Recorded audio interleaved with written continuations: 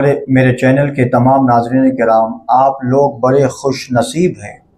آپ نے اس چینل کو اللہ کا کلام سننے کے لیے، اس کا پیغام سننے کے لیے آپ اس چینل کو لائک اور سبسکرائب کیے۔ یاد رکھیے آپ لوگوں کا مقام کتنا اعلیٰ ہے۔ اللہ تعالیٰ فرماتے ہیں جو بندے ہم سے محبت کرتے ہیں وہ میرا پیغام کو سنتے ہیں، اور اس پیغام کے لیے اگر کہیں جانا پڑے تو وہ جاتے بھی ہیں۔ یہ بتائیے آپ اللہ کی باتوں کو وہی سنتے ہیں جس کا یقین اللہ کی ذات پہ ہوتا ہے۔ یہ تو آپ لوگ بڑے خوش نصیب ہیں۔ آپ میرے لیے بھی دعا فرمائیے۔ آپ کو معلوم ہے میں آپ لوگوں تک یہ پیغام کو پہنچانے میں کتنا محنت کر رہا ہوں۔ میں اللہ تعالیٰ کے ایک ایک پیغام کو، ایک ایک باتوں کو میں جو ہے آپ تک پہنچانے کے لیے میں بہت جد و جہد میں کرتا ہوں۔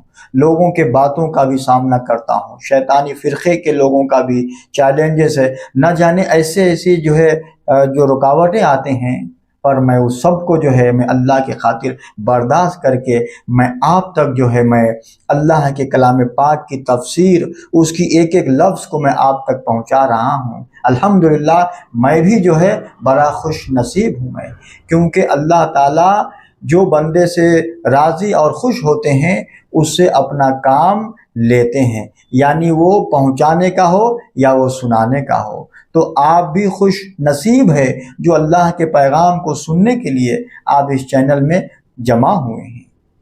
نہ ہم کو نیکی کرنے کی طاقت ہے، نہ گناہوں سے بچنے کی قوت ہے، نہ آپ کے اندر ہے نہ میرے اندر ہے۔ اور یہ جو بھی ہے، اگر ہم گناہوں سے اگر ہم لوگ بچ رہے ہیں تو یہ اللہ کا ہم لوگوں پر بہت بڑا فضل ہے۔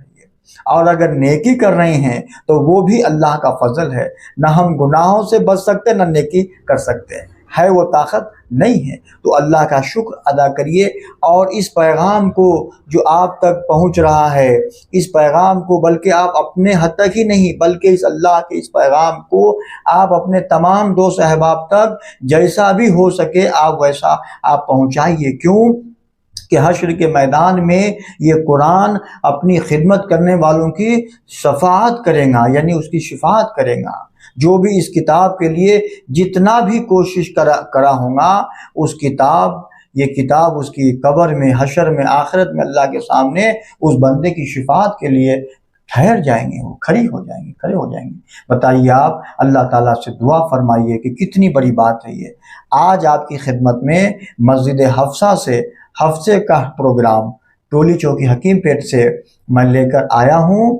قرآن کی دلہن جو سورہ ہے، جو سورہ رحمان بتایا گیا ہے کہ وہ قرآن کی دلہن ہے یہ، تو اس کی تفسیر میں الرحمن علم القرآن سے لے کے ایک رکوع کی جو ہے میں اس کی جو ہے تفسیر مکمل حضرت مولانا مفتی محمد عامر خان قاسمی صاحب ایک ایک لفظ کو اللہ کے پیغام کو سامعین کے سامنے پیش کر رہے ہیں، سنا رہے ہیں۔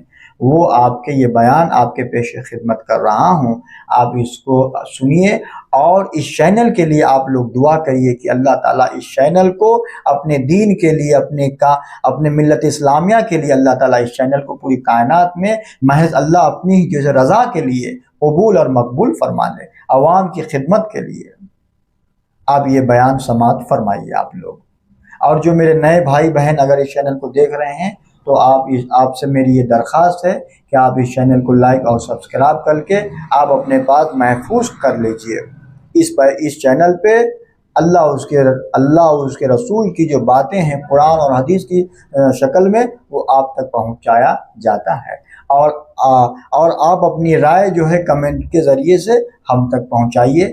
آپ اگر یہ پروگرام اچھا لگا تو آپ کمنٹ میں ماشاءاللہ سبحان اللہ جیسے لکھیے، یا اگر آپ کی کچھ جیسے کہ درخواست ہے، اگر ہم سے کچھ کمی کوتاہی اگر ہو رہی ہے آپ کی خدمت کرنے میں تو وہ بھی اپنی رائے کمنٹ کے ذریعے سے ہم کو بتائیے گا، یا آپ ہم کو فون بھی کر سکتے ہیں۔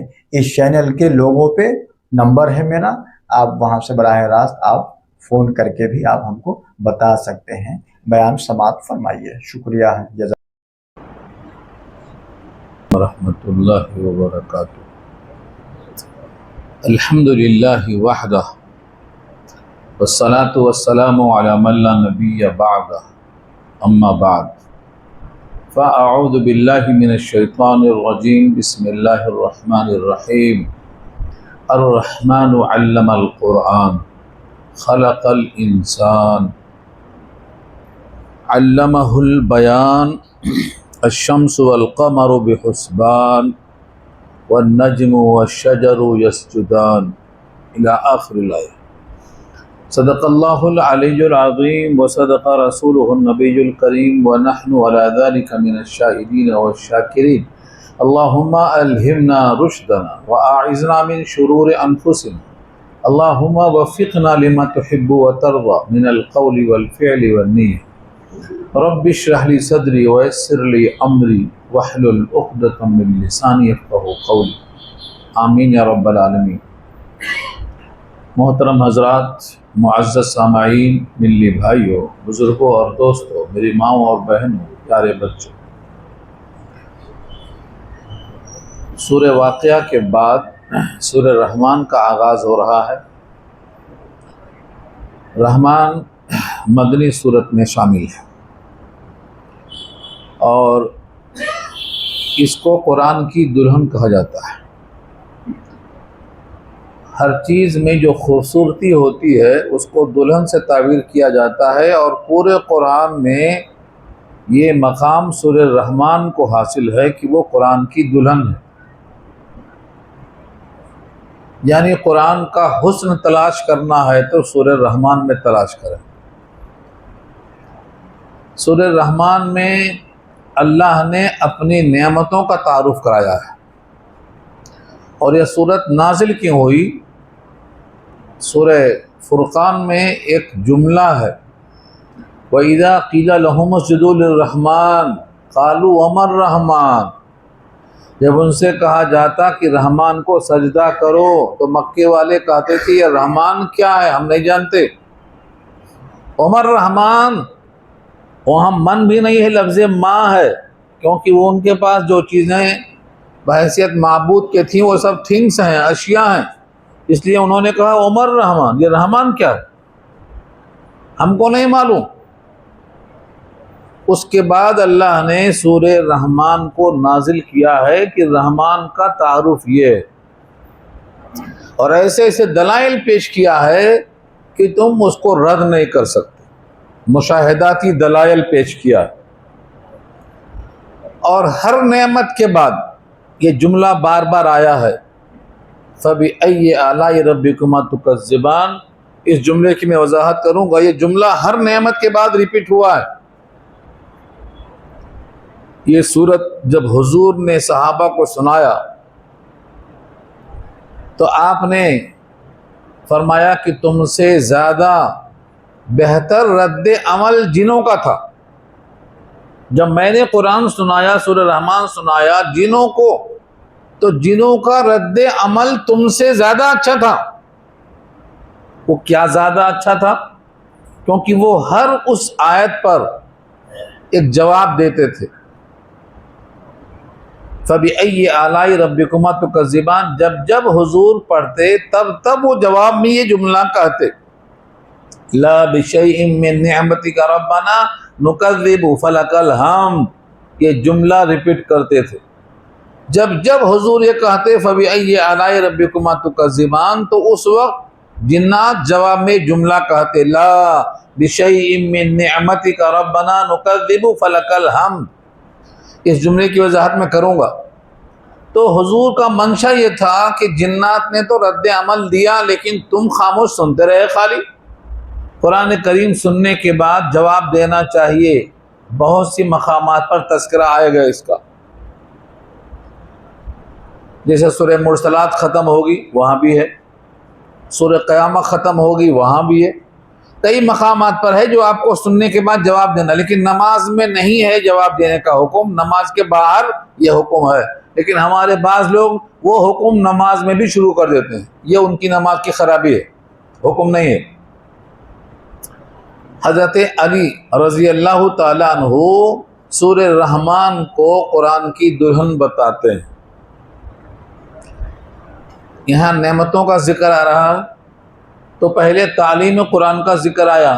حالانکہ تخلیق انسانی پہلے خلق الانسان دیکھیے یہاں بعد میں آ رہا ہے، اور علم القرآن پہلے آ رہا ہے۔ جب تک تخلیق پیدائش نہیں ہوگی تب تک تعلیم کیسے ہوگی؟ لیکن تخلیق ہر انسان کی ہے، ان میں سے بعض انسان جہنم کی طرف جائیں گے، اس لیے تخلیق کی نعمت کو بعد میں کیا، تعلیم قرآن کو پہلے کیا، کیونکہ اگر تخلیق انسان کو تعلیم قرآن نہیں ملی ہے تو وہ محروم ہو کر جاہل ہو کر جہنم میں جائے گا۔ اس لیے نعمتوں کے ذکر میں تخلیق کا ذکر بعد میں، تعلیم کا ذکر پہلے آیا۔ اب ہم لفظوں کے ساتھ سناتے ہیں آپ کو۔ اس رکوع میں چھوٹی چھوٹی مختصرہ آیتیں ہیں، ایک آیت تو بار بار ریپیٹ ہوگی، اس کے فضائل بھی ہیں، اس کے فوائد بھی ہیں۔ تو سب سے پہلا جملہ ہے الرحمن۔ رحمان میں جو الف لام لگا ہے جس سے بنتا ہے یہ پراپر ناؤن الرحمن، یعنی تم جو کہتے ہو کہ وہ رحمان کیا ہے، وہ رحمان یہ ہے، اس لیے پراپر ناؤن لایا گیا الرحمن۔ مشرکین مکہ کہتے تھے وما الرحمن، رحمان کیا ہے؟ اس کے جواب میں یہ ہے الرحمن۔ اور رحمان جس کی رحمت عام ہو اس کو رحمان کہتے، اور رحیم جس کی رحمت تام اور مکمل ہو۔ دنیا میں اللہ کی رحمت عام ہے، کافر ہو، مشرک ہو، یہودی ہو، نصارہ ہو، باغی ہو، وفادار ہو، سب کے لیے عام ہے۔ سب ہوا میں، پانی میں، فضا میں، سورج میں، چاند میں سب فائدہ اٹھا رہے ہیں کیونکہ رحمت عام ہے۔ اسی لیے دنیا کے صفات کے لحاظ سے رحمان الدنیا کہا گیا، رحمان الدنیا، یا رحمان الدنیا و یا رحیم الآخرہ۔ رحیم کا لفظ آخرت کے لیے ہے، جس کی رحمت تام اور مکمل ہوگی، یعنی کوئی بندہ نہیں کہے گا مجھے کمی ہے۔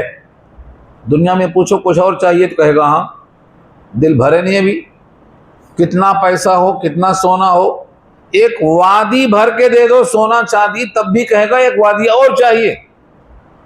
اور یہ حضور نے کہا لو کان لابن آدم وادیا من ذهب فاحب ان يكون له وادیان ولن يملأ فاه الا التراب۔ اگر ابن آدم کو سونے چاندی کی ایک وادی بھر کے دے دی جائے تو اس کا پیٹ نہیں بھرے گا، کہے گا ایک وادی اور دے دو سونے چاندی کی۔ وادی مانے دو پہاڑ کے بیچ کی جگہ کو وادی کہتے ہیں، جیسے وادی ہے لولاب، پیٹ نہیں بھرے گا۔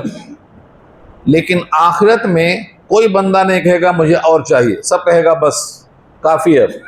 الحمدللہ الذی اذھب عنا الحزن ان ربنا لغفور شکور۔ اللہ کا شکر ہے جس نے غموں کو دور کر دیا اور ہمارا رب بڑا قدردان ہے۔ تو وہاں کوئی نہیں چاہے گا، اللہ خود سے مزید دیں گے، یعنی دیدار کرائیں گے۔ تو رحمان جس کی رحمت عام ہو اور رحیم جس کی رحمت تام ہو، یہاں الرحمن سے اللہ اپنا تعارف کرا رہے ہیں، الرحمن۔ اب رحمان کا عمل کیا ہے؟ فرمایا علامہ، سکھلایا۔ کیا سکھلایا؟ القرآن۔ قرآن آبجیکٹ ہے علامہ کا، رحمان نے قرآن سکھایا۔ کائنات میں کسی نے ہمارے نبی کو قرآن نہیں سکھایا، آپ کا کوئی استاد نہیں ہے، پوری دنیا میں کوئی استاد نہیں ہے۔ امی ہونے کے باوجود آپ کی زبان سے علم و حکمت کے وہ جواہر نکلے کہ اس کی تشریح کرتے کرتے دنیا تھک چکی ہے لیکن مکمل نہیں کر سکی۔ تو رحمان نے قرآن کو سکھایا ہے، اور اس پر قرآن کی بہت ساری دلیلیں موجود ہیں۔ جب جبریل آتے اور قرآن پڑھتے تو حضور پاک کو یہ اندیشہ ہوتا کہیں بھول نہ جائے، کہ چلے جائیں گے دماغ سے نکل نہ جائے، اس لیے وہ جبریل کے ساتھ ساتھ آپ پڑھتے تھے اور جلدی جلدی پڑھتے تھے۔ جبریل ایک بار پڑھتے جب آپ 2 مرتبہ پڑھ لیتے تاکہ یاد ہو جائے، بھول نہ جائے۔ یہ بالکل شروع کی بات ہے۔ لیکن جب اللہ نے سورہ قیامہ پارہ 29 میں یہ کہا، اے نبی آپ زبان کو جلدی جلدی حرکت مت دو، آپ کے زبان سے کہلوانا اور آپ کے سینے میں جمع کرانا اور آپ کے منہ سے بیان کرانا یہ سب ہمارے ذمہ ہے، آپ کو فکر کرنے کی ضرورت نہیں ہے۔ یہ آیت سورہ قیامہ کے لا تحرک بہ لسانک لتعجل بہ ان علینا جمعہ وقرآنہ فاذا قرأناہ فاتبع قرآنہ ثم ان علینا بیانہ. یہاں تک ترجمہ کر دیا میں نے آپ کو. یہ سورہ قیامہ ہے. اس آیت کے بعد حضور نے دہرانا چھوڑ دیا اور جبریل کے جانے کے بعد خود بخود آپ کے سینے میں جمع ہوتا، آپ کی زبان سے نکلتا اور بیان بھی اللہ کرا دیتے. بیان کے معنی وضاحت. اللہ کے نبی نے جو وضاحت کی ہے اس کو حدیث کہتے ہیں. لوگ حدیث نہیں مانتے تو وضاحت نہیں مانتے، گویا معلم کو معلم نہیں مانتے. پھر کیا مانتے نہیں معلوم. جو قرآن کے ساتھ حدیثیں ہیں وہ معلم کا بیان ہے جو اللہ نے کرایا ہے، وہ بھی آپ نہیں مانتے ہیں. تو پھر آپ کیا مانتے ہیں اور پھر کیوں نہیں مانتے ہیں؟ جب نبی نے کہا یہ قرآن ہے تو نبی نے کہا تبھی تو معلوم ہوا قرآن ہے، اور نبی نے کہا یہ حدیث ہے، نبی نے کہا تبھی تو معلوم ہوا یہ حدیث ہے. حدیث اور قرآن کا فرق دونوں زبان سے نکلا اور آپ نے اس کی وضاحت کی. تو الرحمن کا تعارف کیا ہے؟ الرحمن علم القرآن. رحمان نے قرآن سکھایا، لفظوں کو بھی سکھایا، معنوں کو بھی سکھایا، اس کی ترتیب کو بھی سکھایا، اس کے پڑھنے کے تجوید کے قواعد بھی سکھایا. الرحمن علم القرآن. سب سے پہلے اللہ نے کون سی نعمت کا ذکر کیا؟ تعلیم قرآن. اس کا مطلب اس کائنات میں اگر قرآن کی تعلیم نہ ہو تو انسان علم سے خالی ہوگا اور دنیا کی ساری نعمت اس کے لیے ہیچ ہو جائیں گی. کیونکہ جب قرآن کا علم ہی نہیں ہوگا تو پھر ایمان کس پر لائے گا؟ نبی کو نبی کیسے مانے گا؟ اللہ واحد کو کیسے پہچانے گا؟ اس لیے اس کا انجام آخرت کا خراب ہو جائے گا، چاہے وہ جتنا بڑا انسان ہو. اسی لیے اللہ نے ہر نعمت سے پہلے کیا کہا؟ علم القرآن. اور اسی لیے سب سے پہلی جو آیتیں نازل ہوئی ہیں، سب سے پہلی حضور پر جو آیتیں نازل ہوئی ہیں وہ سورہ علق کی 5 آیتیں ہیں. اور وہاں بھی اللہ نے کہا اقرا، پڑھیے اے نبی پڑھیے. آپ نے پڑھوایا اور وہاں بھی قرآن ہی پڑھوایا. پہلی وحی میں قرآن پڑھوایا. اقرا بسم ربک الذی خلق، یہ 5 آیتیں شروع کی. اس وقت آپ نے بہت عذر کیا کہ ما انا بقارئ، میں تو پڑھا ہوا نہیں ہوں. 3 دفعہ بولنے کے بعد جبریل نے کہا میں جو پڑھتا ہوں یہ پڑھیے، دہروایا انہوں نے. تو وہاں بھی قرآن ہی ہے. تو قرآن کو پہلے پڑھنے کا حکم آیا اور قرآن کو عملاً جبریل نے پڑھوایا. اور اسی لیے کہا گیا ہے سب سے پہلے اپنے بچے کو آپ اللہ سکھاؤ. جب بچہ بولنے کے لائق ہو تو اس کو اللہ سکھاؤ. ہمارے پاس قسم نویسی ہوتی ہے 7 سال میں 10 سال میں، یہ سب کیا دکھاوا ہے، ریاکاری ہے. جب بچہ بولنے کے لائق ہو، اماں بول سکتا ہو، ابا بول سکتا ہو، تو اس وقت آپ پہلے اللہ سکھاؤ، یہ حکم دیا گیا ہے. تو نبی کو پہلے نازل کیا ہوا؟ اقرا. اور یہاں نعمتوں میں پہلی نعمت کیا ہے؟ علم القرآن. قرآن سکھایا اللہ نے. قرآن نام کیا ہے؟ ہوا کتاب اللہ المنزل علی نبی من انبیائہ النظم والمعنی جمیعا. یہ ایک ایسی کتاب ہے جو اللہ نے نازل کی ہے اپنے نبیوں میں سے ایک نبی پر، جس کے لفظ اور معنی دونوں کا مجموعہ قرآن ہے. اس لیے جہاں جہاں علم القرآن آئے گا وہاں آپ معنی چھوڑ نہیں سکتے، آپ کو لفظ اور معنی دونوں سکھانا پڑے گا. جو لوگ صرف الفاظ سکھاتے ہیں معنی چھوڑ دیتے ہیں وہ کوتاہی کر رہے ہیں. ان سے سوال کیا جائے گا. ایک موٹا سا سوال ہے، اگر آپ الحمدللہ رب العالمین کو بعد میں پڑھیں، الرحمن الرحیم کو پہلے پڑھ لیں، نماز ہو جائے گی؟ کیوں نہیں ہوگی؟ الفاظ تو پورے پڑھے نا آپ نے. ترتیب بدلنے سے معنی بدل گیا. پہلے حمد ہونا ہے، پھر ثنا ہونا ہے، پھر بزرگی ہونا ہے. آپ نے ترتیب پلٹ دیا تو معنی بدل گیا، اس لیے نماز نہیں ہوگی. اس سے معلوم ہوتا ہے الفاظ بھی مقصود ہیں اور معنی بھی مقصود ہیں. لیکن ہم لوگ بڑی کاہلی کے ساتھ صرف الفاظ پہ کوشش کر رہے ہیں اور معنی کو بالکل چھوڑ دے رہے ہیں. کہتے ثواب مل جائے گا. بے شک ثواب مل جائے گا، بے شک ثواب مل جائے گا. لیکن فرق کتنا ہوگا؟ ایک حدیث سنا کر میں آگے چلوں گا، لمبا وقت نہیں لوں گا آپ کا، میرا ٹائم مقرر ہے، وہ 1 گھنٹے کے اندر بات پوری کروں گا انشاءاللہ. یہ حدیث ابن ماجہ کی ہے کتاب العلم کے اندر. کتاب صحیح 6 میں شامل ہے. 6 کتابیں جو صحیح 6 کہلاتی ہیں ان میں سے ایک ابن ماجہ بھی ہے. اس میں علم کا بیان ہے. اس میں ایک حدیث ہے وہ آپ سن لیجئے، اس کے بعد عمل کرنا نہیں کرنا وہ آپ کو اللہ کی توفیق ہوگی تو آپ کریں گے۔ اگر کوئی شخص علم کا بیان، علم کا ایک باب حاصل کرتا ہے، علم کا ایک باب، اور کوئی ایک آیت سمجھ کے پڑھتا ہے تو اس کو 100 رکعتیں پڑھنے کا ثواب ہے، 100 رکعتیں پڑھنے کا ثواب، یعنی 100 رکعت سے زیادہ ثواب ہے ایک آیت کو سمجھنے میں۔ اور اگر وہ ایک آیت کے بجائے پورا ایک بیان، پورا ایک باب، پورا ایک چیپٹر پڑھ لے رہا ہے سمجھ کے، 1000 رکعتوں سے بہتر ہے۔ اب ظاہر بات ہے کہ 1000 رکعتوں میں کم سے کم سورہ فاتحہ تو پڑھے گا، اور اگر ضم سورہ کرے گا تو 3 آیتیں تو کم سے کم پڑھے گا، تو سورہ فاتحہ کی 7 آیت، ضم سورہ کی 3 آیت، کتنا ہو گئی؟ 10 آئے گی۔ اور 1000 رکعتوں میں کتنی آیتیں ہو گئیں؟ کتنی آیتیں ہو گئیں؟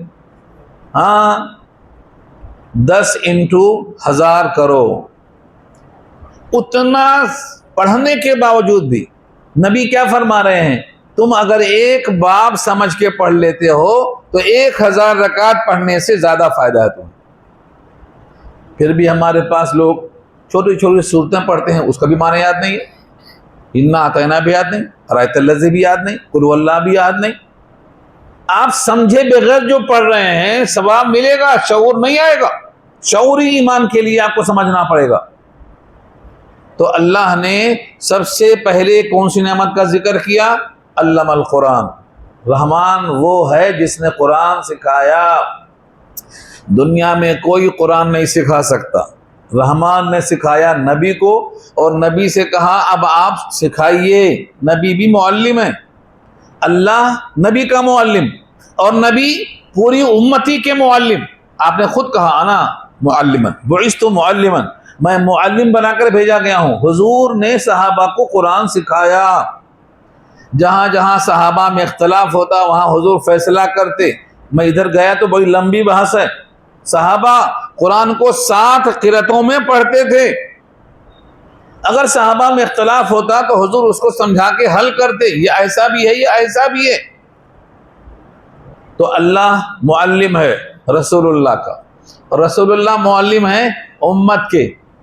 اور امت کے لیے کیا کہا حضور نے؟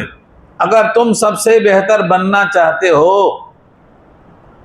تو نہیں کہا قارون بن جاؤ، شداد بن جاؤ، حامان بن جاؤ، فرعون بن جاؤ، 7 زمین کے مالک بن جاؤ، فیکٹری بنا لو۔ کیا کہا حضور نے؟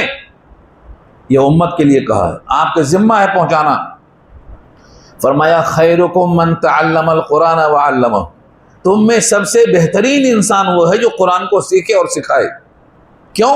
یہ تسلسل ہے، اللہ نے نبی کو سکھایا، نبی نے صحابہ کو سکھایا، اور صحابہ سے کہا تم میں بہتر انسان وہ ہے جو قرآن کو سیکھے گا اور سکھائے گا۔ ذات بہتر ہو گئی۔ اگر کوئی انسان کوئی کام کرتا ہے تو کہتے ہیں یہ کام اچھا ہے۔ کام اچھا ہونے سے ذات اچھا ہونا ضروری نہیں ہے۔ ایک آدھ کام اچھا ہوتا، ایک آدھ کام تو شیطان کا بھی اچھا ہوتا نا۔ کیا کہا؟ اگر تمہاری ذات اچھی ہونا ہے تو تمہیں قرآن کو سیکھنا اور سکھانا پڑے گا۔ چنانچہ وہ صحابہ ممتاز ہیں جنہوں نے قرآن کو سیکھا اور سکھایا ہے، اس سے ذات بہتر ہوتی ہے۔ اسی لیے نبی بھی معلم تھے، صحابہ بھی معلم تھے، اور قیامت تک وہ لوگ معلم رہیں گے جو صحابہ کے طرز عمل پہ چلتے ہیں۔ صفہ کا چبوترا جب مدینے میں حضور قائم ہوئے تو لوگ علم کے لیے وہاں بیٹھے رہتے تھے، کھانا نہیں، مطبخ نہیں، کچن نہیں، کچھ بھی نہیں۔ کہیں سے دودھ آ گیا، کہیں سے کھجور آ گئی، حضور کچھ کھا لیتے، کچھ تقسیم کر دیتے۔ اسی کھانے پہ یعنی کھجور پہ اور دودھ پہ سہارا گزارا سب ہوتا تھا۔ ان کو صفہ کا چبوترا کہتے ہیں۔ صفہ کا چبوترا آج بھی مدینے میں موجود ہے، اور الحمدللہ وہاں بیٹھ کر مجھے بھی قرآن اور حدیث سنانے کا موقع ملا۔ وہاں بھی ہمارے شاگرد بیٹھے الحمدللہ، ہم نے وہاں بھی حدیث سنایا، اور جو حدیث وہاں سے نکلی تھی ہم نے وہی حدیث وہاں سنایا۔ صفہ کا چبوترا نبی کے تعلیم گاہ کے طور پر آج بھی موجود ہے۔ تو آپ معلم بنو، معلم نہیں بن سکتے تو متعلم بنو، متعلم نہیں بن سکتے تو محب بنو۔ یہاں بھی ایک حدیث سنا دوں میں آپ کو، پھر آگے چلتا ہوں، کیونکہ بہت دلچسپ صورت ہے، اور اس کے مضمون کو اگر آپ سمجھ گئے تو آپ کو اللہ سے محبت ہو جائے گی۔ اس کے احسانات ہیں۔ حضور پاک نے امت کے واسطے ایک حکم دیا، پہلا حکم سنا دیا آپ کو، تم میں بہترین انسان وہ ہے جو قرآن سیکھے اور سکھائے۔ مگر یہ درجہ بعد میں آئے گا نا سکھانے کا، پہلے سیکھنا پڑے گا، اور سیکھنا بھی ہر ایک کے بس کی بات نہیں ہے۔ بعض گونگے ہوتے، بعض بہرے ہوتے، بعض کی زبان نہیں چلتی، بعض کا دماغ کمزور ہوتا، بعض کو موقع نہیں ملتا، بعض کو سکھانے والا کوئی نہیں ملتا، تو پھر کیا کرے وہ؟ محروم ہو جائے؟ نہیں، حضور نے کہا تم بھی محروم نہیں، تم بھی محروم نہیں۔ 5 چیزیں بتایا حضور نے، کن عالما او متعلما او مستمعا او محبا ولا تکن الخامس فتہلک۔ 5 میں سے 5واں نہیں ہونا، ہلاکت ہے رکھی وہاں، 4 میں رہنا، 4 میں رہنا۔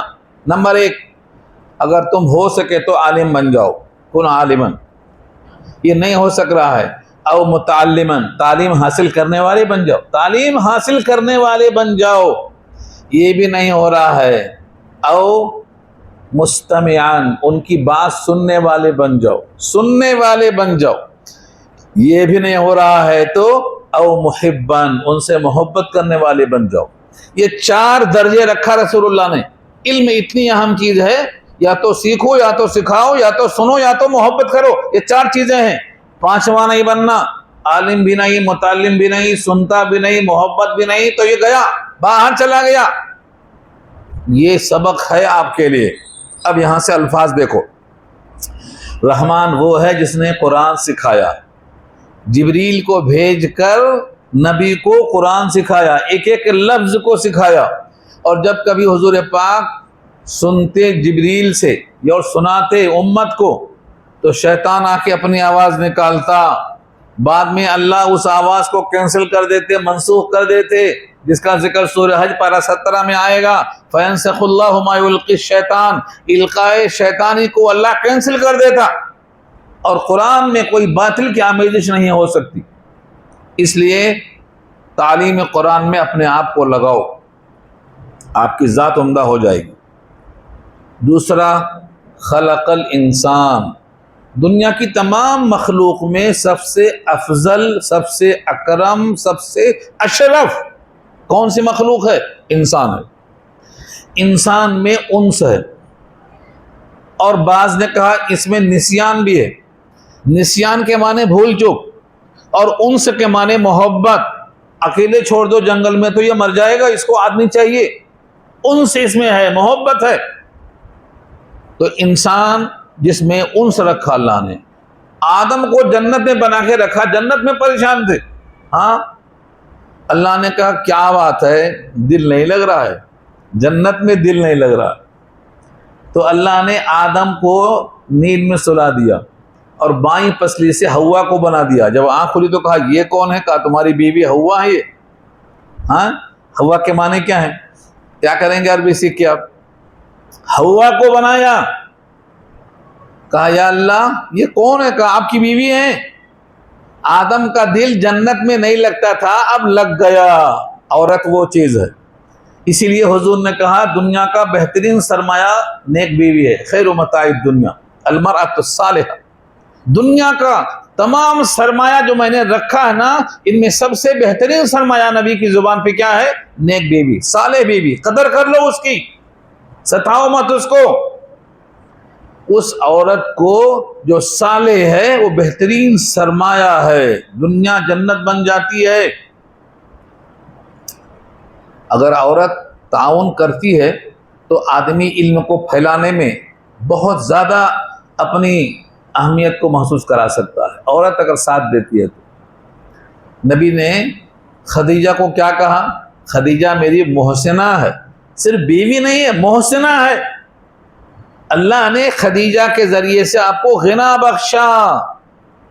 وَوَجَدَكَ عَائِلًا فَأَغْنَا، فَأَغْنَا کا مطلب کیا ہے؟ غنا بخشا خدیجہ کے ذریعے۔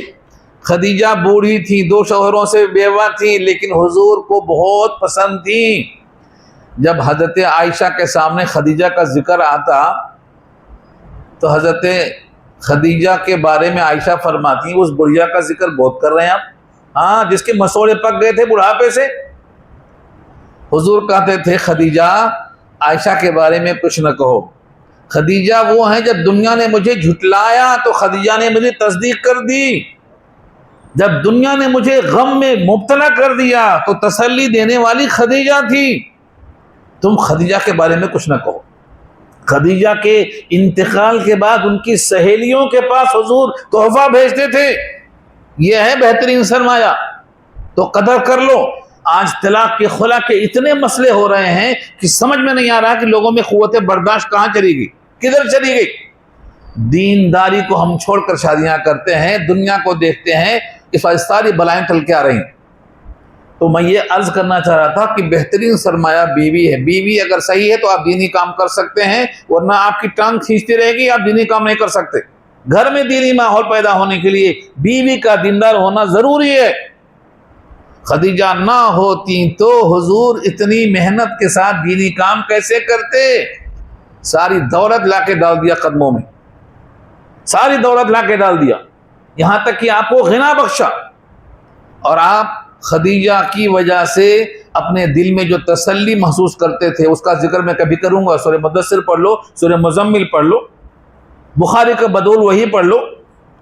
تو خلاصہ کلام یہ کہ انسان کی تخلیق, انسان ساری مخلوق میں سب سے افضل ہے, سب سے اکرم ہے. اسی وجہ سے اللہ نے کہا کرمنا بنی آدم, کرمنا بنی آدم, ہم نے عزت دی ہے بنی آدم کو. اس جیسا کچھ نہیں پیدا کیا ہم نے. خلقت بیدی, آدم کو اپنے ہاتھ سے بنایا میں نے. اور کہا کہ ہم نے کشتی میں سوار کیا تھا اس کو, نوح کو مراد ہے. ہاں ذریۃ من حملنا مع نوح انہ کان عبدا شکورا. تو یہ بندہ شاکر ہے, یہ بندہ کریم ہے. اس بندے کو اللہ نے سب سے بہترین بنایا ہے. اسفل سافلین بعد میں ہوگا.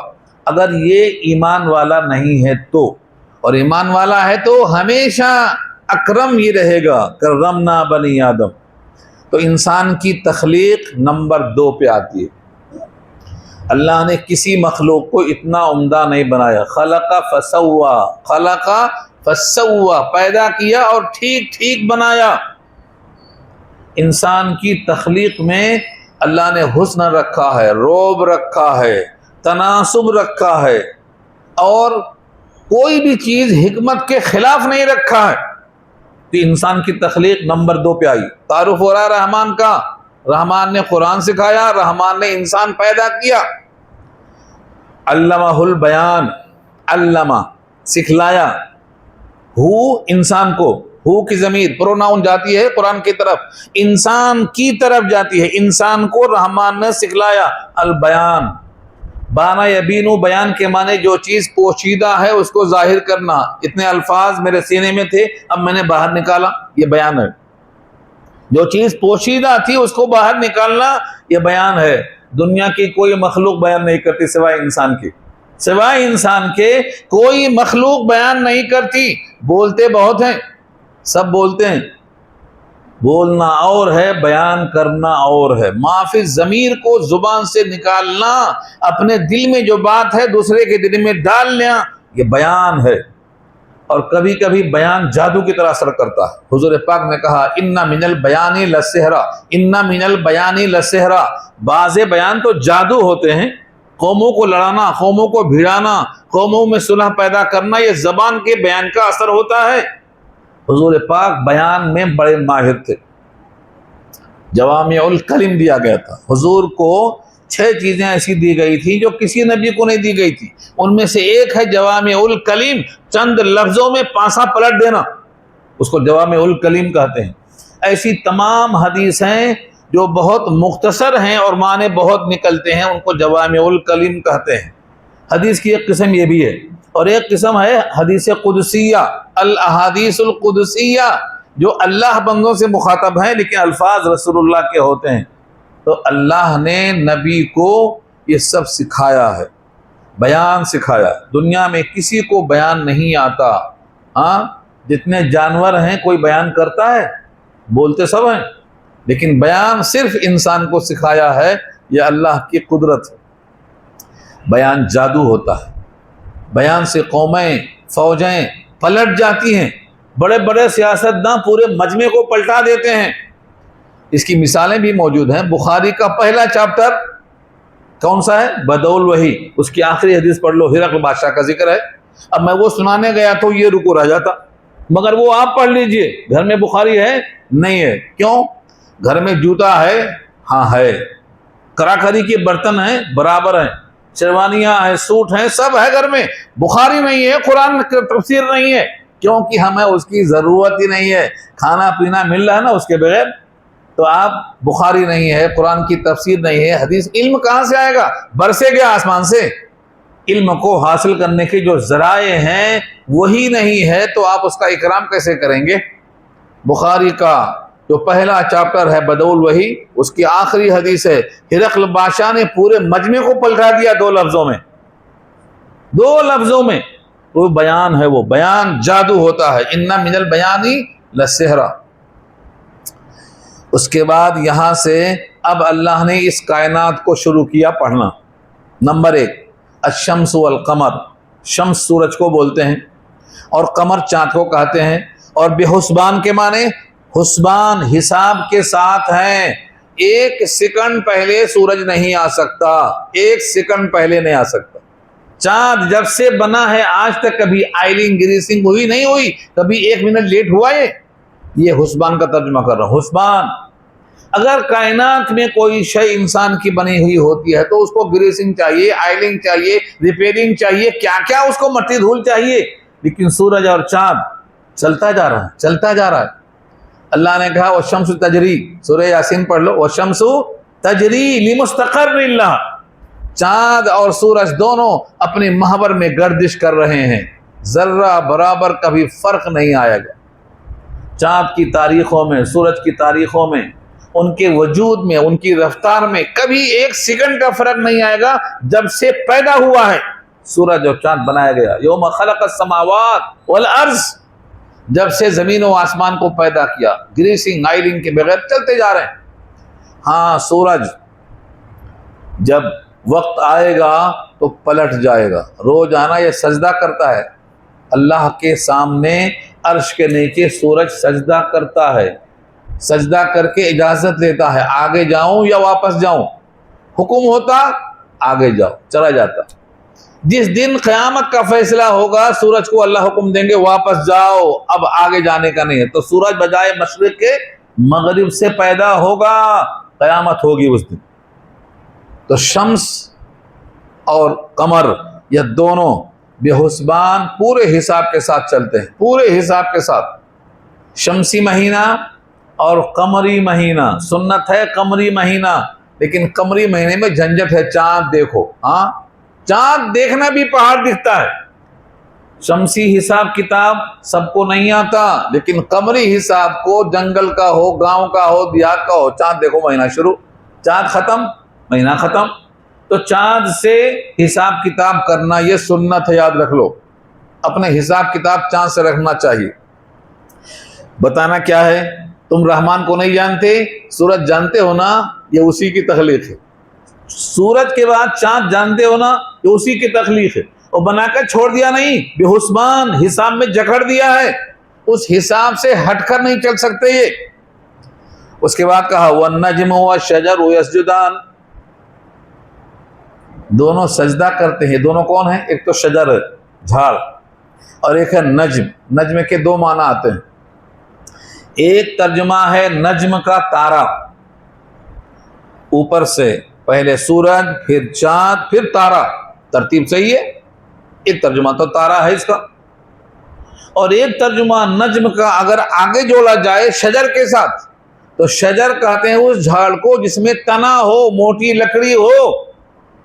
اور نجم کہتے ہیں اس جھاڑ کو جس میں بیل ہوتی ہے. ہاں بیل معلوم، کدو کی بیل، سیم کی پھلی کی بیل، جس میں لکڑی کا تنا نہیں ہوتا بلکہ بیل دار ہوتا ہے، تو اس کو نجم کہتے ہیں. تو بیل بوٹے والے درخت اور ہڈی والے درخت یہ دونوں سجدہ کرتے ہیں. یسجدان، سجدہ کرتے ہیں. سجدے پر بہت ساری آیتیں موجود ہیں. جب سورج اور چاند، آپ دیکھتے ہیں کہ کبھی کبھی تیز ہوائیں چلتی ہیں، سورج کی جو سایہ پڑتا ہے زمین پہ وہ ہواؤں کی وجہ سے، شاخیں ہلنے کی وجہ سے سایہ آگے پیچھے ہوتا ہے۔ ایک جھاڑ ہے، اس پر سورج کی روشنی پڑ رہی ہے، اب ہوائیں آتی اس کو ہلاتی رہتی ہیں تو سایہ ہلتا رہتا ہے۔ اللہ فرماتے ہیں یہ درخت کا سجدہ ہے، تم کو نہیں معلوم، یہ سجدہ ہے۔ کس کا؟ درخت کا سجدہ ہے۔ سورہ نحل پارہ 14 میں اللہ فرما رہے یتفیع ظلالہ عن الیمین والشمائل سجدا للہ، یہ سجدہ ہے، ہوائیں شاخوں کو دائیں بائیں جو کرتی ہے نا، یہ شاخوں کا سجدہ ہے۔ اور جو بیلدار درخت ہے وہ تو زمین پہ لیٹا ہوا ہے۔ ہاں، کدو کی بیل، کدو معلوم نا، لمبی لوکی۔ یونس علیہ السلام کو جب نکالا مچھلی کے پیٹ سے، باہر نکل دیا تو ان کے لیے جلدی سے کون سا جھاڑ لگا تھا؟ یہ کدو تھا، کدو کی بیل، بڑے بڑے پتے ہوتے اور گرنے کا اوپر کوئی چانس نہیں ہے، اور بکری آتی دودھ پلا کے چلی جاتی، تو کدو کی بیل، اس کو می یقطین کہا ہے۔ می یقطین، ہم نے کدو کی بیل ڈال دی ہے۔ یہ سب سجدہ کرتے ہیں، بیلدار درخت اور ہڈی دار درخت، یہ دونوں کے دونوں سجدہ کرتے ہیں، رحمان کو سجدہ کرتے ہیں۔ تم نہیں کرتے تو کیا ہوا؟ دنیا کی ہر مخلوق سجدہ کرتی ہے، بھینس ہو، بیل ہو، بکری ہو، مرغ ہو، سب کا ذکر کیا ہے اللہ نے، مگر ہم کو شعور کہاں ہے کہ ہم کھوجیں، تلاش کریں اور پڑھیں؟ سب سجدہ کرتے ہیں، صرف ایک انسان ہے جو سجدہ نہیں کرتا۔ کون سا انسان ہے؟ ناشکرہ۔ ان الانسان لربہ لکنود، لکنود مانے ناشکرہ انسان سجدہ نہیں کرتا، باقی سب مخلوق سجدے میں ہے، سب سجدہ کرتے ہیں۔ والسماء، اور آسمان، سما کسی بھی بلند چیز کو جو سمت آسمان میں ہو، جو نیلا نظر آتا ہے، بعض کہتے ہیں یہ نیلا آسمان نہیں ہے بلکہ گہرا ہوتا ہے، دوری کی وجہ سے نظر آتا ہے، تو آسمان۔ والسماء رفعها، اللہ نے اس کو بلند کیا۔ کتنا بلند کیا؟ زمین سے آسمان جو پہلا ہے اس کی مسافت 500 برس ہے، 500 برس، اور اتنا بلند کیا ہے کہ نگاہ وہاں تک نہیں پہنچتی، کسی انسان کی نگاہ نہیں پہنچتی، نگاہ تھک تھک کے واپس آ جاتی ہے، آسمان کو چھو نہیں سکتی۔ اور اس میں کوئی خرابی تلاش کرو، آسمان پھٹا ہوا ہے، دروازے ہیں، دراڑ ہے، تم کو کوئی عیب نظر نہیں آئے گا، سارے انسان تھک کے دیکھ لو۔ سورہ ملک میں اللہ نے چیلنج کیا، ہل تری من فطور، کوئی عیب دیکھا تو نے آسمان میں؟ ہل تری من فطور، کوئی پھٹن دیکھی؟ ثم ارجع البصر کرتین ینقلب الیک البصر خاسئا وهو حسیر، نگاہ پھر سے اٹھاؤ، پھر دیکھو جا کے باہر، نگاہ تھک جائے گی مگر کوئی عیب نہیں ملے گا۔ یہ آسمان کی بلندی ہے۔ اور آسمان کے صفات تو کئی جگہ قرآن میں آئے ہیں۔ ایسا آسمان ہے بغیر عمدن، بغیر کالم کے، اتنی بڑی چھت ٹھہری ہوئی ہے، کوئی کالم ہے؟ بغیر عمدن ترونہا، سورہ سجدہ میں کہا تم دیکھتے ہو کوئی کالم ہے؟ نہیں ہے۔ پھر اتنا بڑا آسمان بغیر کالم کے کس پر ٹکا ہوا ہے؟ یہ قدرت ہے اللہ کی۔ رفعہا، آسمان جس کو اللہ نے بلند کیا ہے۔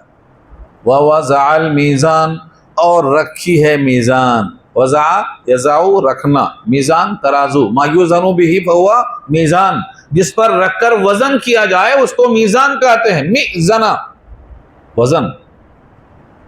قیامت میں ہمارے اعمال کا بھی وزن ہوگا۔ اللہ نے کہا والوزن یومئذ الحق، حق ہے میزان اس دن۔ لوگ کہتے ہیں یعنی ایک مرجیہ ہے یا معتزلہ ہے یا کرامیہ ہے یا جہمیہ ہے، بڑے فرقے ہیں، 72 فرقے ہیں، پورے دیکھنا ہے تو عقیدے کی کتاب پڑھ لو، الدرس الحاوی، 72 فرقے نام کے ساتھ موجود ہے۔ وہ کہتے ہیں کیسے تولا جائے گا؟ ہم نے روزہ رکھا، روزے میں کون سا وزن ہے؟ ہم نے خیرات دیا، اس میں کون سا وزن ہے؟ ہم نے سبحان اللہ کہا، اس میں کون سا وزن ہے؟ کیسے تولا جائے گا؟ وزن اعمال کا انکار کیا ہے، معتزلہ نے وزن اعمال کا انکار کیا ہے، اور بخاری نے اس آیت کو لے کر ایک باب قائم کیا ہے، والوزن یومئذ الحق، ترازو حق ہے، ترازو حق ہے۔ اللہ نے میزان کو اس لیے بنایا ہے کہ تم کسی کا حق مت مارو، ڈنڈی مارنا جس کو بولتے ہیں، قوم شعیب ڈنڈی مارتی تھی، گھٹا دیتی ہے۔ اللہ نے کہا میں تم کو دیکھتا ہوں تم بڑے کھاتے پیتے خیریت سے ہو، پھر کیوں حرکتیں کرتے ہو؟ انی اراکم بخیر، شعیب علیہ السلام کی زبان سے کہلوایا اللہ نے، میں تم کو خیر کے ساتھ دیکھتا ہوں، کھاتے پیتے ہو، پھر ڈنڈی کیوں مارتے ہو؟ یہ عادت پڑ گئی ہے۔ آج ہمارے مسلمان بھائیوں کے پاس یہ عادت منتقل ہو کے آ گئی ہے۔ کسی بنڈی پہ چلے جاؤ، اگر مسلمان بھائی ہے، مسلمان نہیں ہے تو میں بات ہی نہیں کرتا، وہاں تو ایمان ہی نہیں ہے، وہاں تو سب کچھ دنیا ہے، لیکن مسلمان بھائی بھی ہے، آپ 1 کلو مانگیں گے تو 800 گرام دے گا، 200 گرام ڈنڈی مار دیتا۔ کیوں ہے یہ؟ کیوں ایسا ہو رہا ہے؟ یہ ترازو اس واسطے قائم ہوئی ہے کہ تم برابر دے دو حقدار کو اس کا حق۔ ڈنڈی مارنا گناہ، جو غذا آپ کو ڈنڈی مارنے سے بچے گی نا، یہ جنت میں نہیں لے جائے گی، جہنم میں لے جائے گی۔ من نبت بالحرام فالنار اولی بہ، جسم کا جو حصہ ڈیولپ ہوگا حرام غذاؤں سے، جہنم اس کی زیادہ حقدار ہے۔ اس لیے ڈنڈی مارنے کا حکم نہیں ہے، حقدار کو حق دے دو، یہ ہے والمیزان۔ والارض وضعها للانام، اور زمین وضعها اوپر آیا نا، زمین کو اللہ نے رکھا ہے کس کے لیے؟ للانام، مخلوق کے لیے رکھا ہے۔ انام انسان کو بھی بولتے، بیل کو بھی بولتے، بھینس کو بھی بولتے، انام مانے مخلوق۔ جتنی مخلوق زمین پر ہے، زمین کس کے لیے ہے؟ مخلوق کے لیے ہے۔ اب آپ کہیں گے مخلوق کے لیے کیسا ہے؟ گیہوں تم کھاتے ہو، بھوسا بیل کھاتا ہے، تم انار کا گودا کھاتے ہو، چھلکا بکری کھا لیتی ہے، تو تمہارے ساتھ مخلوق کا بھی ہم نے انتظام کیا ہے، یہاں سے شروع ہوتا ہے وہ ترتیب آتی ہے۔ والارض وضعها، اور زمین کو ہم نے رکھا ہے، للانام، مخلوق کے لیے رکھا ہے۔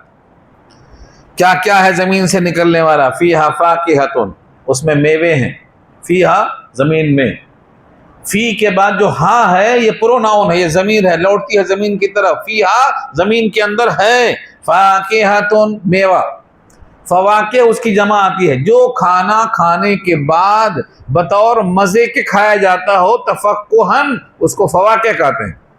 کھانا کھا چکے، ذرا منہ کا ذائقہ بدلنا ہے، تھوڑا میٹھا لاؤ، اب جو کھانا کھانے کے بعد کھا رہے ہیں یہ فواکہ کہلاتا ہے۔ اس میں کیا کیا چیزیں ہیں؟ بہت سارے میوے ہیں، مثلاً والنخل، کھجور، نخل کے معنی کھجور کا درخت، اب درخت ہے تو پھل بھی آئے گا، اس کے بعد اس نخل کے ساتھ جو صفات ہیں اللہ کی، ذات الاکمام، اکمام کمن کی جمع ہے، کورنگ کیا ہوا ہے۔ کھجور کبھی کھایا آپ نے؟ کھجور کے اوپر جو غلاف ہے، میٹھے گوشت کی طرح جو حصہ ہوتا ہے، اس پر کیسا اللہ نے کورنگ کیا ہے، یہ اکمام ہے۔ انار کا بھی کھا رہے ہیں آپ، تہ بتہ جمع رکھا ہے، اس کے اوپر کورنگ کیا ہے۔ کیلا ہے، اس پر تہ بتہ جمع کے رکھا ہے، جو اوپر کورنگ ہے نا وہ اکمام میں آتی ہے، اکمام کمن کی جمع ہے۔ چاہے دھان ہو، چاہے گیہوں ہو، چاہے چنا ہو، جو بھی زمین سے نکلتا ہے اللہ نے اسے کیسا کورنگ کر کے رکھا ہے تمہارے لیے۔ تم کچھ کھاتے ہو، تمہاری بکری کچھ کھاتی ہے، تمہارا بیل کچھ کھاتا ہے، تمہاری بھینس کھاتی ہے، یہ ہے انعام، مخلوق کے واسطے رکھا اللہ نے۔ تو ذات الاکمام، کورنگ کیا ہوا، غلاف چڑھا ہوا، وہ غلاف نہ ہو، سیب دیکھ لو پتلا غلاف ہے، آلو دیکھ لو تھوڑا چھلکا ہے، اس کو نکال دو جلدی خراب ہو جاتا وہ، اللہ نے اس کو حفاظت سے رکھا، وہ ہے اکمام، کمن کی جمع ہے۔ والحب، اور دانہ، حب کے معنی دانے کے آتے ہیں، جیسے چنے کا دانہ ہو، گیہوں کا دانہ ہو، کاری مرچی ہو، جو بھی زمین سے نکلنے والے دانے ہیں ان کو حبن کہتے ہیں۔ اناج اردو میں بولتے ہیں، اناج، یہ حبن ہے۔ اور اللہ نے ایک جگہ کہا وہ حبم متراکبہ، تہ بتہ جمع دیا۔ کبھی گیہوں کی بالی دیکھا آپ نے؟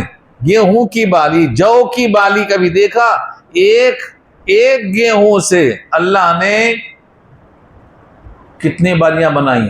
1 سے 7 بالیاں، اور ہر بالی میں 100 دانے، اور اللہ یہ تم کو دیتا ہے۔ یہ کیا ہے؟ اوپر سے کورنگ کیا ہوا۔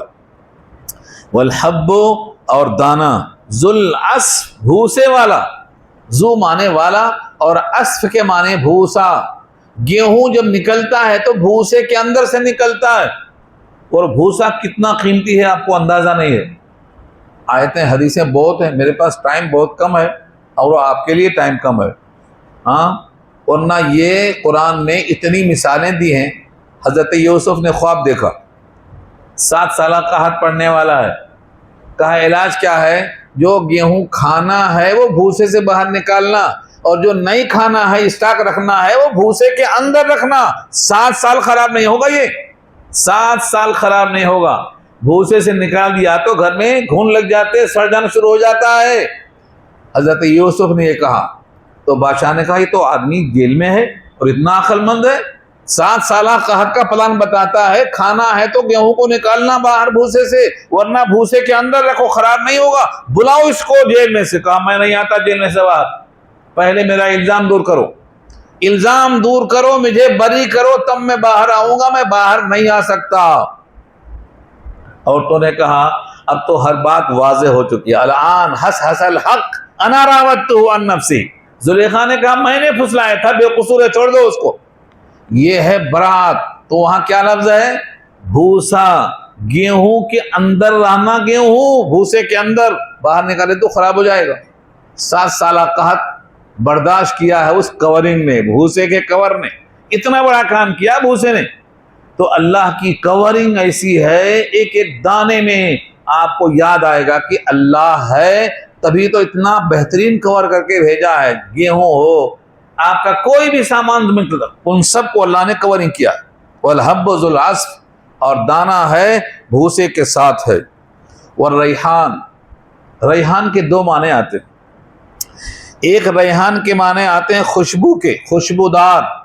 بعض چاول پکاؤ تو لوگ بیٹھ نہیں پاتے مسجد میں، ہاں، ہمارا گھر جب مسجد کے پاس تھا اور کبھی چاول گاؤں سے آ جاتا تھا، اس کو پکاتے تھے، اس میں گھی مسالہ کچھ بھی نہیں، خالی چاول پکاؤ تو پوری مسجد پریشان تھی، آج کیا کھانا بن رہا ہے؟ یہ چاول میں خوشبو آتی ہے، اتنی خوشبو چاول میں آتی ہے۔ یہ ہے ریحان، ریحان کے معنی خوشبو والا۔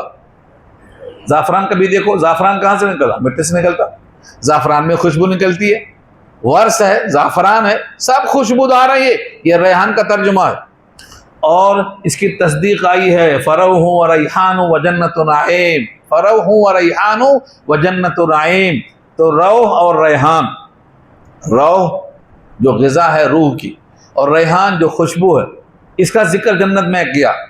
اور دوسرا ترجمہ کیا شارحین نے، ریحان کے معنی غذا، یعنی اللہ نے جو دانہ بنایا بھوسے والا، یہ بطور غذا کے بنایا ہے۔ ہم جتنا غذا آج تک کھائے ہیں سب مٹی۔ ایک بتا دو جو مٹی کے باہر کی ہو، ایک بتا دو۔ جب سے پیدا ہوا ہے آدم کی مٹی سے لے کے پیدائش ہوئی ہے آج تک جتنے لوگوں نے کھایا ہے سب مٹی کھایا، چاہے وہ سیب ہو، سنترا ہو، موسمی ہو، روٹی ہو، چاول، سب مٹی ہے۔ وہ کتنا قادر ہے جو مٹی کو غذا بنا رہا ہے، یہ ہے ریحان، غذا بناتا وہ۔ اتنا نعمتیں سنانے کے بعد اب وہ آیت آ رہی ہے جو بار بار آئے گی، 31 بار آئے گی۔ میں ہر بار ترجمہ نہیں کروں گا، ریپیٹ نہیں کروں گا، ایک بار اچھا سمجھ لو، کھول کے رکھ دیتا ہوں اس کو میں۔ اس میں جتنے الفاظ ہیں، نمبر 1 پہ فا ہے، فا کے معنی تو جو اردو میں تو بولتے ہیں آپ، یہ عربی میں فا آتا ہے، اس کو تعقیب کہتے ہیں۔ تو اتنی نعمتیں سننے کے بعد تو، اور فبی ای آلائی، بے بھی سبب کے معنی میں آتا ہے، اور ایون ایتن یہ کون سی کے معنی میں آتا ہے، اور آلائی یہ نعمتن کی جمع ہے، خلاف قیاس۔ نعمت کی جمع انعام آنا چاہیے، یہاں اللہ نے آلاؤن کہا ہے، نعمت کی جمع ہے آلاؤن۔ اور رب بھی تو آپ جانتے ہیں، رب کو بولتے ہیں جو عدم سے وجود بخشے، پال کے بڑا کمر۔ اور کما میں جو تسنیہ ہے، کم جمع ہے، کا واحد ہے، کما تسنیہ ہے، یہ دونوں کون مراد ہیں؟ جنات اور انسان۔ تو ربکما تمہارے رب، یعنی جنات کے رب اور انسان کے رب۔ اور تکذبان تم دونوں جھٹلاتے ہو، یہ مضارع ہے، تسنیہ کا صیغہ ہے۔ تو تم دونوں جھٹلاتے ہو اپنے رب کی، تم دونوں کون کون سی نعمتوں کو جھٹلاؤ گے؟ تو کذبان فعل مضارع ہے، اس میں مضارع کا ترجمہ حال بھی مستقبل بھی دونوں آتا۔ اپنے رب کی تم دونوں کون کون سی نعمتیں جھٹلاتے ہو اور جھٹلاؤ گے، اور کب تک جھٹلاؤ گے، کب تسلیم کرو گے؟ یہ ریپیٹ ہوگا، ہر نعمت کا ذکر آنے کے بعد ایک بار ریپیٹ ہوگا، یہ بھی ایک نعمت ہے، بتاؤ جھٹلاؤ گے؟ یہ بھی ایک نعمت ہے، جھٹلاؤ گے؟ کب تک جھٹلاؤ گے، کتنا جھٹلاؤ گے؟ تو اللہ نے 31 بار اس جملے کو ریپیٹ کیا ہے، جیسے کوئی اپنے بیٹے سے کہتا ہے بیٹے تم اتنے چھوٹے تھے، تم کو میں نے ایسی محنت سے پالا ہے، ایسا کھلایا ہے، ایسا تیار کیا ہے، تم کب تک جھٹلاتے رہو گے؟ احسانات کا انبار لگا دیا، اور یہ تو چنندہ منتخبہ سلیکٹڈ نعمتیں ہیں، ورنہ اللہ کی نعمتیں اتنی ہمارے اوپر ہیں کہ ہم گننا چاہیں تو گن بھی نہیں سکتے۔ یہ تو سلیکٹڈ نعمتیں ہیں، گن نہیں سکتے آپ۔ وَإِن تَعُدُّوا نِعْمَتَ اللَّهِ لَا تُحْصُوهَا، تم نہیں گن سکتے۔ تو کیا یہاں سے شروع ہوتی ہے؟ بس کون کون سی نعمتیں، پھر کیا کیا ہیں وہ نعمتیں تم دونوں اپنے رب کی جھٹلاتے ہو، کب تک جھٹلاؤ گے؟ اس کو سن کر جنات نے کیا کہا؟ لا بشیء من نعمتک ربنا نکذب فلک الحمد، کوئی شے نہیں ہے ہمارے پروردگار آپ کی نعمتوں میں سے جس کو ہم جھٹلاتے ہیں، آپ کے لیے حمد ہے، آپ کے لیے خوبی ہے۔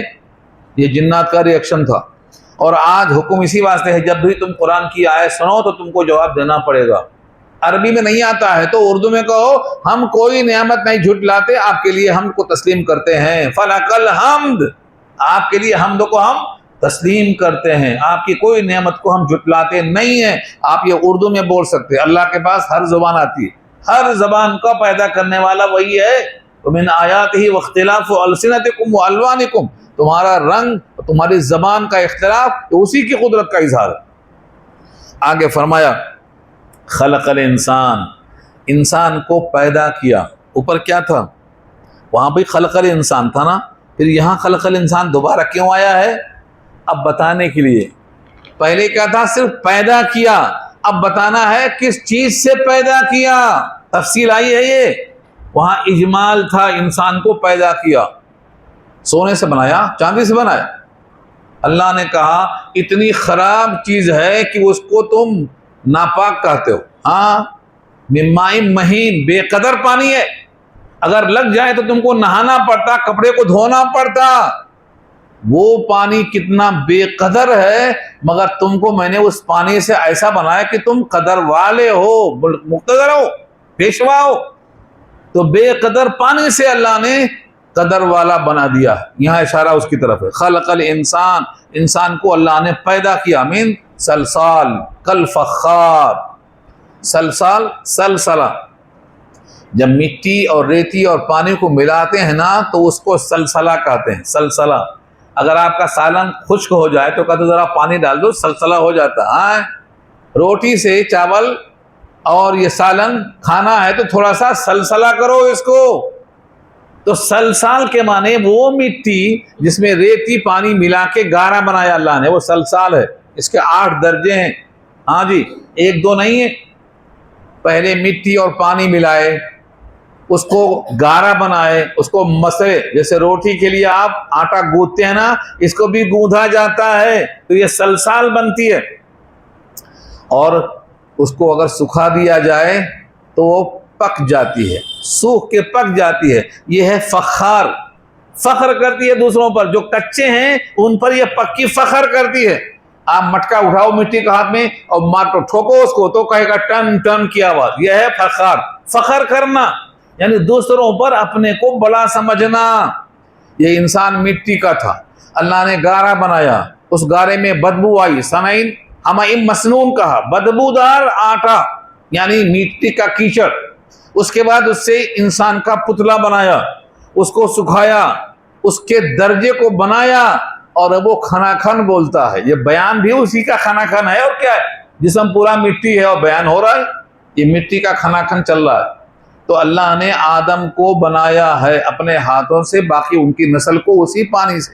خلق الانسان من سلسال، سلسلہ گارا، کل فخار، اور وہ گارا ہے فخار کی طرح. فخار کے معنی وہ فخر کرتا ہے دوسرے مٹی کے حصے پر، جس سے کچھ بھی نہیں بنا ہے وہ کچھ بھی بنا نہیں سکا. جیسے ہمارے پاس لوگ فخر کرتے ہیں میرے 9 بیٹے ہیں، کیوں؟ اس سے 9 بیٹے بنے ہیں. دوسرا جس کا شادی نہیں ہوئی تو اس پر فخر کرتا نہیں کرتا. یہ تو یہ مٹی ہے جس سے انسان بنا ہے، اور وہ مٹی ہے جو پاؤں تلے پڑی ہے، وہ کسی کام کی نہیں ہے، تو فخر ہوا نہیں ہوا اس کے اوپر. یہ ہے کل فخار. اللہ تعالیٰ نے مٹی کو 8 درجے میں رکھا ہے. 8 درجے میں پورا ہے، مگر سنانے کا وقت نہیں ہے. سورہ صافات میں کیا کہا؟ من طین لازب. ایسی مٹی ہے جو چپکدار، چپکتی ہے ہاتھوں میں، وہ لازب ہے. کبھی گاؤں میں گھر بنایا ہو کچے اینٹ سے، پکے اینٹ کو گارا سے بنایا ہو، وہ گارا جو چپکتا ہے، اینٹوں کو پکڑ لیتا ہے، وہ ہے من طین لازب کہتے ہیں. لازب، چپک جانے والا گارا. تو اللہ نے مٹی کے درجے کو بیان کیا، کوئی کالا، کوئی گورا، کوئی سفید. یہ الگ الگ کیوں ہوئے؟ زمین ہر قسم کی ہے، کہیں کالی مٹی ہے، کہیں لال مٹی ہے. تو اللہ نے زمین کے سارے حصے سے گوندھ کے آدم کو بنایا ہے، تو ان کی اولاد بھی کبھی کالی کبھی گوری پیدا ہو رہی ہے. تو یہ اللہ کی شان ہے. اللہ نے آدم کو کس سے بنایا؟ مٹی سے. وہ مٹی کی ساری قسمیں ہیں، اس لیے ان کے بچوں میں اتنی قسمیں پیدا ہو رہی ہیں. سلسال کالفخار، سلسال من حمأ مسنون. کہیں فرمایا خلاصۃ من طین، پانی کا خلاصہ ہے، مٹی کا خلاصہ ہے. تو یہ قرآن میں مختلف آیتوں میں آیا ہے. اس کے بعد فرمایا وَخَلَقَ الْجَانَّ مِن مَارِجٍ مِّن نَار، اور اللہ نے پیدا کیا جان. جان کے معنی جنات. اس کو جان کیوں کہا، جنات کیوں کہا؟ کیونکہ اس کو پیدا کیا ہے مارج سے. مارج کس کے؟ من نار، آگ کے شعلے سے. نار کے معنی آگ، اور مارجن کے معنی بغیر دھوئیں کا شعلہ. اس شعلے سے بنایا ہے. اس لیے اس میں بہت گھمنڈ ہے. جب آدم کو سجدہ کرنے کا حکم دیا اللہ نے، تو اسی کو اس نے پیش کیا تھا. آدم کو مٹی سے بنایا، مجھ کو آگ سے. آگ میں بلندی ہے، مٹی میں پستی ہے. آگ کو گڑھے میں جلاؤ تب بھی اوپر جاتی ہے، اور مٹی کو اوپر پھینکو تب پھر نیچے آتی ہے. تو آدم مجھے سجدہ کرے، میں کیوں سجدہ کروں آدم کو؟ انا خیر منہ، میں اس سے بہتر ہوں، وہ مجھ سے کمتر ہے. یہ دلیل پیش کیا اس نے. عقلاً اس کی بات صحیح تھی، لیکن خدا کے حکم کے سامنے گستاخی تھی، اس لیے مردود ہو گیا. آپ بھی خدا کے حکم کے سامنے اپنی عقل استعمال نہیں کرنا. عقل وہاں کرنا جہاں حکم نہ ہو. اگر خدا کے حکم اور نبی کے حکم کے سامنے آپ عقل استعمال کریں گے تو ایسا ہی مردود ہونا پڑے گا. اس لیے جہاں خدا کا حکم آئے سرنڈر ہو جانا. تو 2 باتیں ہو گئی. انسان کو مٹی سے بنایا ہے، اور مٹی بھی کیسی ہے؟ ٹھیکرا کی طرح کھنکھناتی ہے. اور جنات کو پیدا کیا ہے آگ کے شعلوں سے. فَبِأَيِّ آلَاءِ رَبِّكُمَا تُكَذِّبَانِ، بس اپنے رب کی تم دونوں کون سی نعمتوں کو جھٹلاؤ گے؟ یہ آگ سے بنا ہے، یہ مٹی سے بنا ہے. رب المشرقین و رب المغربین. مشرقین اور مغربین. رب تو عدم سے وجود میں لانے والا، پال کر کمال تک پہنچانے والا. اور مشرقین دو مشرق، سورج کے نکلنے کی جگہ کو مشرق کہتے ہیں، اور غروب کی جگہ کو مغرب کہتے ہیں. یہ مغربین مشرقین کہا ہے. ایک جگہ رب المشارق والمغارب بھی آیا ہے سورہ صافات میں. تو مشارق بھی مغارب بھی، یعنی سورج کی جگہ روز بدلتی ہے، نکلنے کی جگہ روز بدلتی ہے، اور ڈوبنے کی جگہ بھی روز بدلتی ہے. اور کبھی آپ دیکھتے ہوں گے گرمی میں کیسا اوپر سے آتا ہے تیز مارتے ہوئے، اور سردی میں کترا کے بازو سے نکل جاتا ہے. دکھائی دیتا آپ کو؟ اگر نہیں دیکھتا ہے تو آپ کو سورہ کہف پڑھ لینا چاہیے. سورہ کہف غار میں ہیں، اصحاب کہف غار میں ہیں، اور سورج کترا کے بازو سے چلا جا رہا ہے، اندر دھوپ نہیں جا رہی اس کی. تو یہ سورج اور چاند اور یہ ان کا نکلنا اور ڈوبنا یہ اللہ کی قدرت میں سے ہے. یہاں 2 جگہ بتایا، ایک کونا اور ایک ادھر کا کونا، مشرقین اور مغربین. لیکن روزانہ ان کی جگہیں بدلتی رہتی ہیں، اس واسطے اس کو رب المشارق اور رب المغارب بھی کہا ہے اللہ نے. تو دونوں کا رب ایک ہی ہے. اب کہا کون سی نعمتیں جھٹلاؤ گے اپنے رب کی؟ مرج البحرین یلتقیان، مرج البحرین یلتقیان بینہما برزخ لا یبغیان۔ بہت لمبی بحث ہے، 10 بج چکے ہیں۔ میرا وصول ہے آپ کا ٹائم میں زیادہ نہیں لے سکتا کیونکہ بہت سی عورتیں بھی ہیں، بچے بھی ہیں۔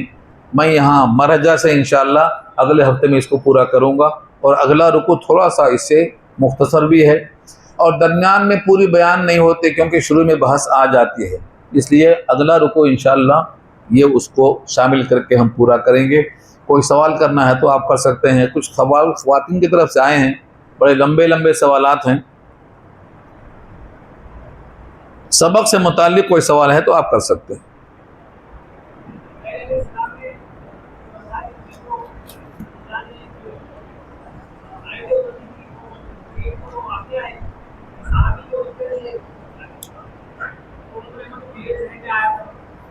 آپ تھوڑا قریب آئیے، آواز نہیں آ رہی مجھے۔ ہاں اب بولیے۔ ایک صحابی جو آیتیں لکھتے تھے اللہ کے نبی کو، ایک آیت ایسی تھی جس میں وہ بولے کہ میرے ذہن میں یہی آئی تھی۔ یہ بات سمجھ میں نہیں آ رہی، سوال سمجھ میں نہیں آ رہا آپ کا سوال۔ ایک آیت جو جبرائیل علیہ السلام لے کر آئے تھے، ہاں تو اللہ کے نبی کے ساتھ جو آیتیں لکھتے تھے قرآن جو مطلب، تو ایک جو صحابی تھے ان کے ذہن میں آیا کہ یہ آیت میرے ذہن میں بھی ایسا کچھ آیا تھا ان کو، نہیں بعد میں اس کو صحابیوں کو ختم کرنے کے لیے ہاں نہیں، اذان الگ ہے، آیتیں بتا رہے ہو تو اذان آیتیں تھوڑی ہے، آیتوں والا مسئلہ نہیں ہے، اذان والا مسئلہ ہے جو آپ جو بول رہے ہیں۔ حضرت عمر ابن خطاب ہیں اور حضرت زید ہیں، مگر وہ اذان سے متعلق ہے، آیتوں سے متعلق نہیں۔ اور کوئی سوال کرنا ہے کسی کو؟ ذرا جگاؤ مولوی صاحب کو، ان کے پاس سوال ہے۔ رحمت برس رہی ہے، آ جاؤ، سوال کا کاغذ دو۔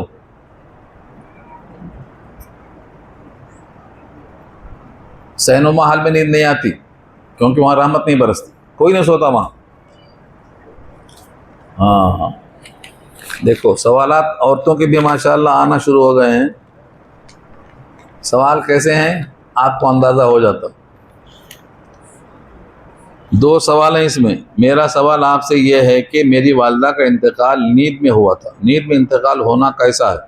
یہ تو اللہ کی مرضی ہے، اس کو کیسی موت دے۔ 9 سال سے یہ سوال تلاش کر رہی ہوں کیونکہ لوگ کہتے ہیں کہ نیند میں انتقال نہیں ہوتا۔ دیکھ رہے ہیں آپ لوگ کیسا کیسا بھٹکاتے ہیں۔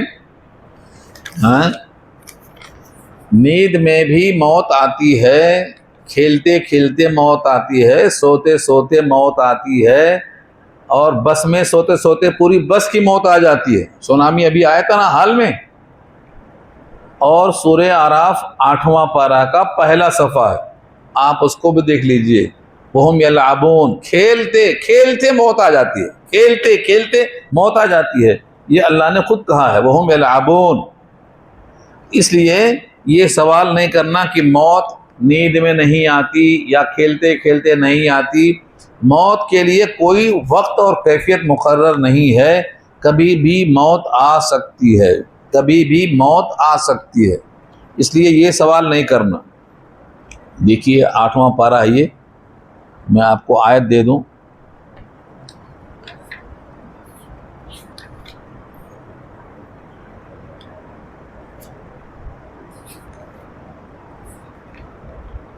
ہاں دیکھیے آیت ہے، وَلَوْ أَنَّ أَهْلَ الْقُرَىٰ آمَنُوا وَاتَّقَوْا لَفَتَحْنَا عَلَيْهِمْ بَرَكَاتٍ مِّنَ السَّمَاءِ۔ یہ 9واں پارہ سورہ اعراف کا دوسرا رکوع ہے، دیکھیے آپ۔ أَفَأَمِنَ أَهْلُ الْقُرَىٰ أَن يَأْتِيَهُمْ بَأْسُنَا بَيَاتًا وَهُمْ نَائِمُونَ۔ کیا اہل قریہ مامون ہیں کہ آئے ان کے اوپر ہمارا عذاب راتوں رات جبکہ وہ سو رہے ہوں؟ سوتے سوتے موت آ سکتی ہے۔ یہ قرآن کی آیت ہے، سورہ اعراف کی 97 نمبر کی آیت ہے، اور یہاں نائمون کے ساتھ یلعبون بھی ہے، سوتے سوتے کھیلتے کھیلتے چاش کے موقع پر رات میں دن میں کبھی بھی موت آ سکتی ہے۔ تو یہ رکوع آپ دیکھ لینا، سورہ اعراف 97۔ دوسرا پرچہ ہے، اس میں سوال یہ ہے، اجتماع میں ہم لوگ سلام کرتے ہیں، پھر نماز پڑھتے ہیں، پھر اٹھ کر سلام کرتے، تو کچھ لوگ سلام نہیں کرنا بول رہے ہیں، کیا نہیں کرنا چاہیے؟ دیکھو اجتماع میں ہم آئے سلام کیے یہ ٹھیک ہے، نماز پڑھتے ہیں یہ بھی ٹھیک ہے، لیکن نماز پڑھنے سے پہلے جب سلام کر چکے ہیں تو جدا تو نہیں ہوئے نا؟ جب جدا نہیں ہوئے ایک ہی جگہ بیٹھے ہیں تو پھر سلام کرنے کا کوئی مطلب نہیں۔ سلام کب بنا ہے؟ جب آپ جدا ہوں پھر ملیں، عند الملاقات سلام کرنا ہے۔ جب آپ آئے سلام کر لیے، ملاقات ہو گئی، نماز پڑھ کے بیٹھ گئے تو جدا نہیں ہوئے نا؟ تو جب تک جدا نہیں ہوں گے پھر سے سلام نہیں کرنا ہے۔ اور اگر دوبارہ جانا ہے تو مصافحہ نہیں کرنا ہے۔ لوگ ملاقات کے وقت مصافحہ کرتے ہیں، وہ صحیح ہے، جاتے وقت پھر مصافحہ کرتے ہیں، وہ غلط ہے۔ دوسرا سوال ہے، جب ہم نماز پڑھتے ہیں تو حدیث میں ہے کہ اپنے ماں باپ کے لیے بھی نماز پڑھو، تو کیا ہم نیت کر کے پھر کیا کر کے بتائیے؟ نہیں، نماز بدنی عبادت ہے، بدنی عبادت کسی کی طرف سے کوئی نہیں کر سکتا، صرف مالی عبادت کر سکتے ہیں۔ ان کی طرف سے آپ حج کر سکتے ہیں، زکوٰۃ دے سکتے ہیں، خیرات کر سکتے ہیں، مالی عبادت کسی کی طرف سے کر سکتے ہیں، بدنی عبادت نماز ہو یا روزہ آپ نہیں رہ سکتے۔ ہاں ان کے حق میں دعا کر سکتے ہیں مغفرت کی۔ تیسرا سوال ہے، اگر عورت فیملی پلاننگ کرائے تو جنت میں نہیں جائے گی، مگر اکثر سرجری ہو رہی ہے تو ڈاکٹر کہتے ہیں کہ آپ کے لیے آگے خطرہ ہے تو آپریشن کرنا چاہیے۔ مجبوری میں جو کراتے ہیں یہ معاف ہے، بلا مجبوری کے کرائیں گے تو جنت میں نہیں جائیں گے، وہ صحیح ہے۔ چوتھا سوال ہے، بیت الخلاء میں جا کے دعا روزے پر لکھ کر لگا سکتے ہیں؟ دروازے پہ لکھ کر لگا سکتے ہیں، دروازے کے باہر لگا سکتے ہیں، اندر نہیں لگا سکتے ہیں۔ نمبر 5، اکثر عورتیں آ کر کرسی پڑھ لیے تو سر پر ہاتھ رکھ کر پڑھنا چاہتی ہیں۔ آیت الکرسی ہے، آ کر کرسی سمجھا میں ماشاءاللہ، عیسیٰ لکھے موسیٰ پڑھے والی رائٹنگ ہے، یہ اندازے سے پڑھنا آ رہا ہے۔ ہاں آیت الکرسی آپ ہر نماز کے بعد پڑھیں گے، شیطان آپ سے بھاگ جائے گا۔ اور بھی اگر سر پہ رکھ کے ہاتھ دعا پڑھنا ہے تو یا قویجو پڑھ سکتے ہیں، یا قویجو یہ بھی پڑھ سکتے ہیں، اور بہت سی دعائیں ہیں۔ اس کے لیے اگر آپ کو چاہیے تو اعمال قرآنی حضرت تھانوی کی پڑھیے، اس میں آپ کو ہر آیت کے ساتھ کون سا عمل ہے بتا دیا گیا ہے۔ اعمال قرآنی حضرت تھانوی کی ہے، جس عورت کو چاہیے ہمارے مؤذن صاحب کو خبر کریں، انشاءاللہ مل جاتی، دعا کر لیجیے۔ جی ہاں تو نہیں کرنا نا، پہنچاتے ہیں جو پڑھ نہیں سکتے مجبور ہیں، عام طور سے وہ منع ہے، پیسہ دے کر پڑھوانا بھجوانا یہ منع ہے، جمہور منع کرتے ہیں اس کو۔ آپ پڑھیں، آپ کو ان سے تعلق ہے، آپ بھیج سکتے ہیں، دوسرا نہیں بھیج سکتا۔